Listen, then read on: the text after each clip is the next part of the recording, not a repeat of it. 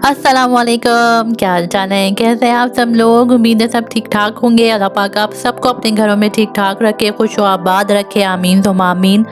और स्पेशली दुआ कराची के लिए कि जो कुछ वहाँ पर फेस कर रहे हैं लोग बारिशों की वजह से, अल्लाह पाक उन सबको महफूज रखे। जो लोग परेशान हाल हैं उनकी परेशानियों को दूर फरमा दे, आमीन सुम्मा आमीन। यहाँ पर जो है वो हम जा रहे थे मार्केट। उससे पहले जो है वो बच्चों को ड्रॉप करना था।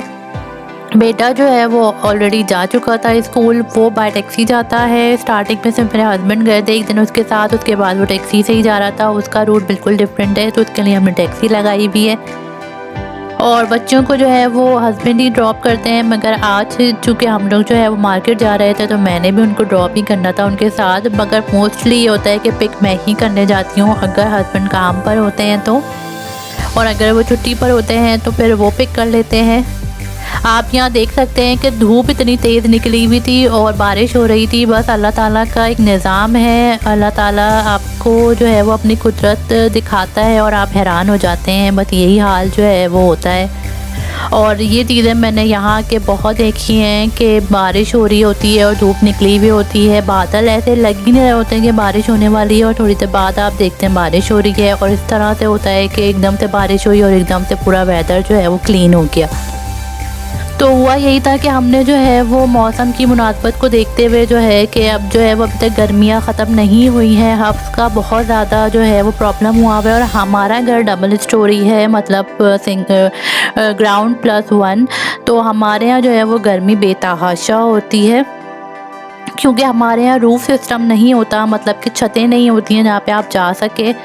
तो जो तपिश होती है वो बहुत ज़्यादा हो जाती है, तो गर्मी बेतहाशा थी। तो हमने जो है वो पंखे ऑर्डर किए हुए थे और उन्होंने हमें बोल दिया था फ़ोन करके कि हमने ऑनलाइन ऑर्डर किए थे, तो उन्होंने हमें बोल दिया था कि आप आके जो है वो आउटलेट से उठा लीजिए। अगर आप 10:30 बजे तक आ गए तो ठीक है, अदरवाइज़ हम सेल आउट कर देंगे। क्योंकि गर्मी जिस तरह से हो रही है उस तरह से बाद दफ़ा ऐसा होता है कि आपको जो है वो पंखे वगैरह शॉर्ट हो जाते हैं, मार्केट में नहीं मिलते हैं। क्योंकि यहाँ पे गर्मी भी अगर 25 या 30 चली जाती है तो वो आप समझ लीजिए कि कराची के 40-50 के बराबर ही हो जाती है। तो यहाँ पर यही था, अक्सर ऐसा होता है कि हमें यहाँ पर एक इंडिकेशन मिल जाती है जब ऑटम आने वाला होता है, विंटर स्टार्ट होने वाला होता है, तो जो है वो आपको एक खूबसूरत सा येलो और ऑरेंज शेड नज़र आने लग जाता है पत्तों पर। तो आपको एक वो हो जाता है कि आप ख़ज़ा आने वाली हैं, मगर इस बार जो है वो ऐसा कुछ भी नहीं है। और लास्ट ईयर भी ऐसा ही हुआ था हमारे साथ कि जो है वो विंटर में हमारे यहाँ स्नोफॉल नहीं हुई थी। और मतलब मेरे ख़्याल में मैंने फ़र्स्ट टाइम देखा था कि स्नोफॉल नहीं हुई थी। अदरवाइज़ उससे पहले वाला जो विंटर हमारा गुजरा था उसमें जो है वो 4-4, 5-5 फीट तक हमारे यहाँ बर्फ़ पड़ी थी। तो बहुत मुश्किल हो जाता है अगर इतनी ज़्यादा बर्फ़बारी हो जाए तो फिर आपका जो है वो वॉकिंग ट्रैवल और बाय कार ट्रैवलिंग जो है वो काफ़ी मुश्किल हो जाती है। मगर फिर भी इतना होता है कि जब बर्फ़बारी हो जाती है तो सर्दी जो होती है वो बैलेंस हो जाती है, एक को उसके अंदर जो है वो बैलेंस आ जाता है। इतनी ज़्यादा सर्दी नहीं होती, आप बाहर निकलते हो तो उस सर्दी को आप एंजॉय करते हो। मगर बर्फ़बारी ना हो तो बहुत ज़्यादा विंडी वेदर हो जाता है और वो जो है बर्दाश्त करना बहुत मुश्किल होता है, क्योंकि आप उस हवा के अंदर ना 2 मिनट भी नहीं खड़े हो सकते, इतनी ज़्यादा हवा होती है, सांस तक लेने में बहुत ज़्यादा मुश्किल हो रही होती है। यहाँ पर जब हम लोग लास्ट ईयर आए थे तो ये पूरा रोड बन रहा था, क्योंकि यहाँ पे शॉपिंग मॉल बन रहा था, और अब जो बन चुका है इंशाल्लाह यहाँ पर भी आऊँगी और इसकी भी आपको जो है वो क्लिपिंग दिखाऊँगी। और जगह जगह जो है यहाँ पर आपको जो है वो कंस्ट्रक्शन मिलेगी। यहाँ पर जो है वो यही चलता रहता है, हर जगह पे कोई ना कोई कंस्ट्रक्शन चल रही होती है। ये हम आ गए थे आउटलेट की तरफ, और ये जो है वो मेन सेंटर की तरफ था हेलसिंकी के। और मेन सेंटर समझ लीजिए कराची का समझ लें सदर, इस तरह से यहाँ पर मेन सेंटर होता है जहाँ पे सारे जो है वो आपको ऑफिस वगैरह और सब चीज़ें, हिस्टोरिकल प्लेसेस, हर चीज़ यहाँ पर मिलेगी आपको इनके सेंटर में इंशाल्लाह। आगे आप ज़रूर देखेंगे मेरी वीडियोस में। मेरे हस्बैंड चले गए थे पंखों को कलेक्ट करने और मैं इस तरफ आ गई थी क्योंकि मुझे और भी दूसरा सामान देखना था और आप लोगों को दिखाना था। और ये वाली मशीनरी मुझे बेइंतहा पसंद है, इनका कलर रेंज बहुत ज़बरदस्त होता है, बहुत खूबसूरत होता है और वर्थ बाइंग जो है वो कंपनी है। मुझे जो है वो एक्टिव फ्रायर भी देखना था, और अभी जो है वो हमारा इरादा है घर चेंज करने का, जैसे कि मैंने आपसे पिछली वीडियोस में भी शेयर किया था। तो उस हिसाब से जो है वो मुझे इलेक्ट्रॉनिक की चीज़ें भी लेनी थी, क्योंकि मेरी काफ़ी सारी चीज़ें जो है वो अब ख़राब हो चुकी हैं। चॉपर है, जूसर, इस तरह की चीज़ें मेरी काफ़ी ज़्यादा जो है वो यूज़ हो चुकी हैं और ख़राब हो चुकी हैं, तो मैं वो भी देख रही थी, साथ ही मैं आप लोगों को दिखा रही थी। ये समझ लीजिए आप ये डीप फ्रायर है। डीप फ्रायर तो खैर हमारे यहाँ यूज़ नहीं होता, ये मोस्टली जो है वो होटल के रेस्टोरेंट्स में ही यूज़ होता है, क्योंकि घरों में इतना डीप फ्राई कोई भी नहीं खाता यहाँ पर। और ये सारा जो है वो गर्ल्स आइटम था, यहाँ पे स्ट्रेटनर्स थे, कलर्स थे और ये सारी चीज़ें थी। इन्होंने अपने आउटलेट पे ये चीज़ें रखी हुई हैं, मगर जो इनकी अच्छी सेल ऑफर्स वगैरह जो होती हैं वो ऑनलाइन मिलती हैं। आप ऑनलाइन पर जो है वो बुक करवा कर जो है इनके आउटलेट पर आकर ले सकते हो। तो मैं ये सब चीज़ें देख रही थी, ये मिनी ग्रिल थी और ये मुझे बहुत अच्छी लगी थी। इंशाल्लाह मैं लूँगी इसको, क्योंकि हमारे घर में ग्रिल आइटम्स नहीं हैं अभी तक।